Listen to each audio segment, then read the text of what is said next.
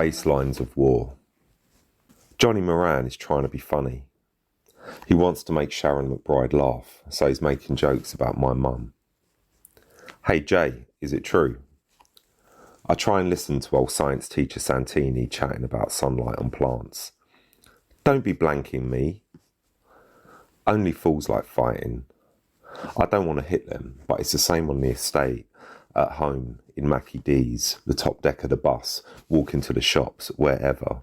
Idiots desperate to flex what they got and show that they're buffer than you, thinking it earns them respect and blowjobs.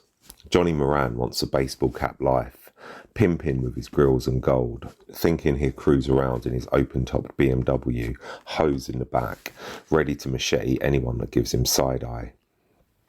The flexing is a billion times worse when girls are around. If Sharon McBride didn't have big jugs, no one would be fussed about her, I swear. Oh no, she says, he's still blanking you. She's such a stirrer. I know that if I do look at Johnny Moran, something major bad is going to happen. I mean to him, not me. This psycho feeling has been like a sound system booming in my head all week long. I'm okay when I'm cuddling my cat, Flapjack. Cats have this magic about them that make you feel better when they nuzzle into you and purr. I don't know how they do it. Shame I can't stay in my room with Flapjack, because it's when I unlock my bedroom door and step into the world that these baselines of war crank up and I want to start busting faces. Whenever I hear mum talk or teachers or the fools in my class, all I want to do is knock their lights out. It's not like I can chat to anyone about it. No one cares. They act like they do, asking how I am and giving me sweets and shit, but they don't, not really. They're fakers. The teachers, mum. I know my bro Mike says he's going to be back once he's out of prison, but I've been thinking about how he kind of lived with his shady mates and ghosted me in the weeks before he was arrested. I tell myself Dad ain't like them, but I'm not so sure neither, because where the fuck's he gone? People chat one thing, but it's what they do that tells you the truth. Apart from Johnny, he's so dumb, he can only chat about what's on his raisin brain. He says to me, your mum finishes work when she gets out of bed. Sharon McBride does her fake, extra loud laugh. Old Santini says to her, stop that. I get off my stool and pick it up. Johnny raises his hands to defend himself, but he's too slow. He does a fish mouth as I jab one of the stool legs into his eye and smash him over the head. I leap on him and dish out the murders beasting inside of me. Mr. Leonard orders me to stay seated by the door to the headmistress's office. Don't move, he says. Mrs. McNeil will be with you shortly. Fools pass in the corridor smelling of chip butties. They see me on the chair in front of the Office of Pain. They point and shake wrists and one of them shouts, someone's getting expelled, and they burst out laughing before a teacher going by yells at them. I realise it's Robinson, the faker, who said she was going to speak to Mum and try and meet her, promising to help me. She stands in the corridor and she ain't looking at me. It's as if she'll catch diseases, and I wonder if that's her shame making her scared, because she's another one of the liars. I call out, Ms. She walks off like she ain't heard me. Do you care about my welfare, Ms? Do you care about my welfare, Ms. Robinson? When are you going to speak to my mum? When are you going to meet my mum for the coffee she don't even drink? Mr. Leonard appears and says in a firm teachery voice, silence, not another word. Do you understand me? I don't bother looking at him. I got more beasts roaring inside of me. Believe. Mr. Leonard knows about murders too with his coffin tie. That's his real job, burying kids alive.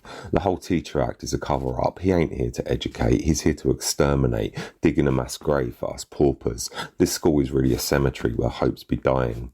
You are in serious trouble, Jason Smith. They had to take Johnny Fuckadoo to hospital for stitches, the same A&E where they took Krish after Sarah Zondi went batshit crazy on him, tearing out his hair in strips. Both beastings happened in old Santini's science class. Madeline Booth says there's a hex on that classroom and blamed the fools doing Ouija board shit. Do you know where your mother is? Says Mr. Leonard. We're trying to reach her. Ha ha. Joker. I'm empty.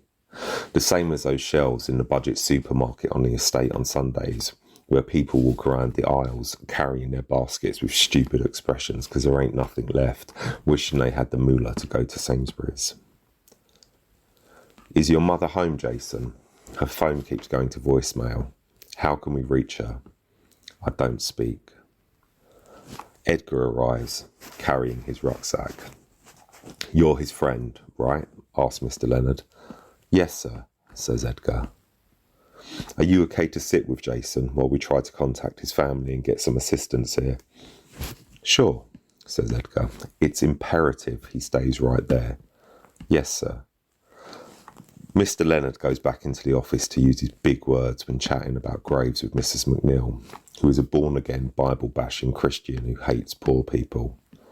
Jay, are you okay? Says Edgar. I never get that question. What is okay? It don't matter if I am or ain't okay. Don't make no difference. I know he wants me to talk. They all do. If people aren't telling you to shush, they honour you to talk. There's no way to win. He takes a pack of Monster Munch from his rucksack. Here, do you want some? He goes, tearing it open.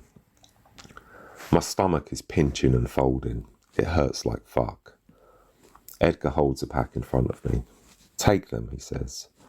I want to, but I can't seem to move my hands. I heard what you did, Edgar says. I don't chat, 'cause, like, seriously, why bother? Edgar rummages in his bag and pulls out a chocolate bar. What about this, he says. You like these, Jay, don't you? He don't know how badly he's tempted me with his bribes. It's going to be okay, he says. I'm sure you won't be expelled. Everyone knows what a loudmouth that freak Johnny is. I reckon the word okay should be banned. Edgar slips a chocolate into the pocket of my jacket. We sit there and he starts to understand that I'd like to chat if I could, except it's best for me to stay on mute. I know they'll have to bring in support services and do their safeguarding shit. I reckon they'll do a visit to Mum's flat, and when they see where I'm living, they'll be telling me that putting me in a home is for my own good. Edgar reaches over. He wants to hold my hand. I flinch at first. His touch is such a surprise. It's all right, he says. He puts his hand around mine. He's not stressing about fools seeing us, and I'm not sure I give a fuck. Whatevs. As words go, all right is better than okay. Mrs. McNeil's voice booms from her office. She says, Mrs. Smith, we need you at school immediately, I'm afraid. Yes, Mrs. Smith, it's your son, Jason. Edgar says, you should come back round to mine. We can play FIFA. You'll come over, won't you? Mum likes you and will cook us food again. McNeil says loudly, your son has been involved in a major incident. You must come to the school now. You can eat as much bakura as you like, says Edgar. Mrs. Smith, it's difficult to make sense of what you're saying. Do you understand what I am telling you? Mum ain't Mrs. no more. I think about how old science boffin Santini bangs on about beauty of the universe shit in his lessons, in between us launching nuclear war on each other. Edgar squeezes my hand. I want to be in bed with Flapjack, the two of us together, forever and ever. I kind of know for a fact that I won't see Edgar after today. I'll be another one of the school's disappearing acts. I close my eyes. Large planes fly high above in the stratosphere, dropping hundreds of bombs that glide down through the air like prehistoric birds and land on the school, exploding on the brick buildings and the poor cabins. I watch one crashing through the ceiling and blowing up at my feet in a hot flash of white light, blasting us to smithereens. Shadows on walls, atoms, base elements, oxygen, nitrogen, hydrogen, evil carbon and some other stuff. Everyone fusses and acts buff, but that's all we are.